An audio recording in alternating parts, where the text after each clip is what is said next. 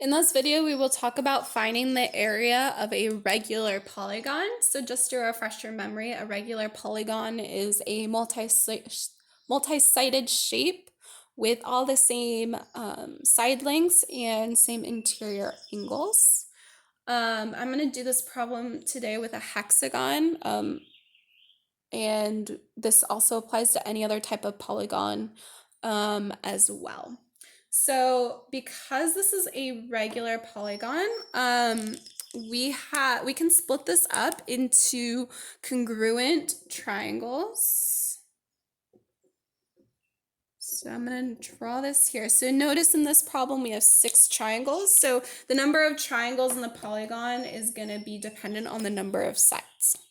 So what we're going to do is essentially create or find the angle or the area of one of these triangles, and then we'll multiply it by 6 when we're all done. And we can also find the perimeter as well. If we didn't have this value, say we had like a radius value, we could use that to find the perimeter and then just multiply that by 6. So those are some alternative problems that you might encounter. So in this problem, what we're going to do is we're actually going to create a right triangle. So again, we're focusing on just one of these triangles. And we needed this drawn because that's an altitude. So that's going to be the height. And then this is going to be the base. So that's what we need. Area is 1/2 base times height for a triangle. Right now we do know that the base in this case is going to be 3 because 3 is the length of each of these sides. Now because we dropped this altitude in this problem, the base is cut in half. So each of these is 1.5. That's going to be helpful to know for our triangle. The other thing we can calculate is the central angle here. So each of these angles around our central angles, and the way we find that is just doing 360 divided by 6.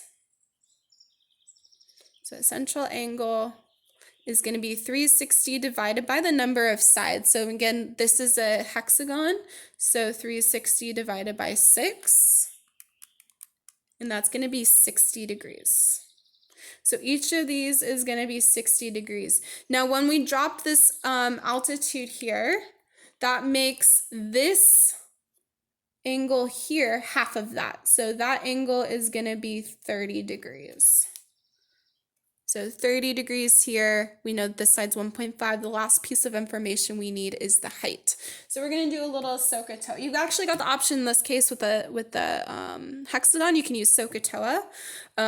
We have the opposite and we need the adjacent. So you can do tangent 30 equals the opposite, which is 1.5 over h.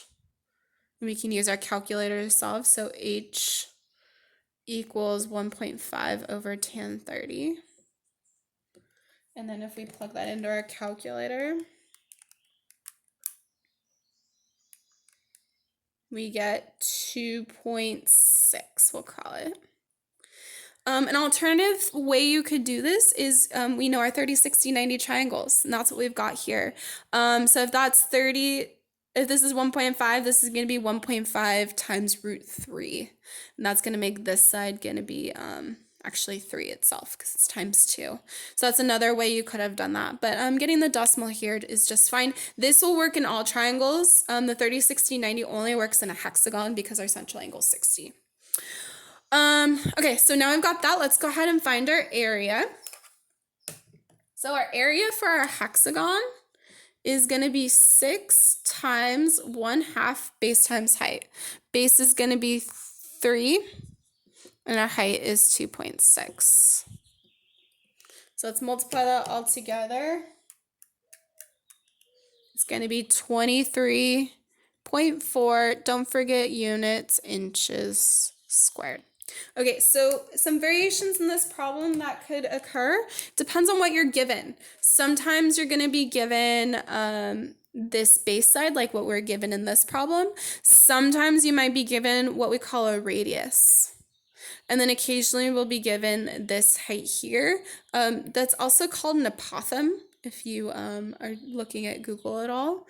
But It just depends on what you're given.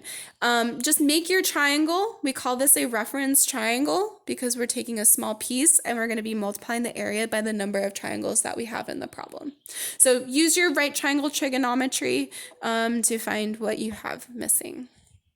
And then again, you can also find perimeter if you don't have the space and you're given either that height or a radius. You can always, again, use your right triangle trigonometry to find that base and multiply by the number of sides you have.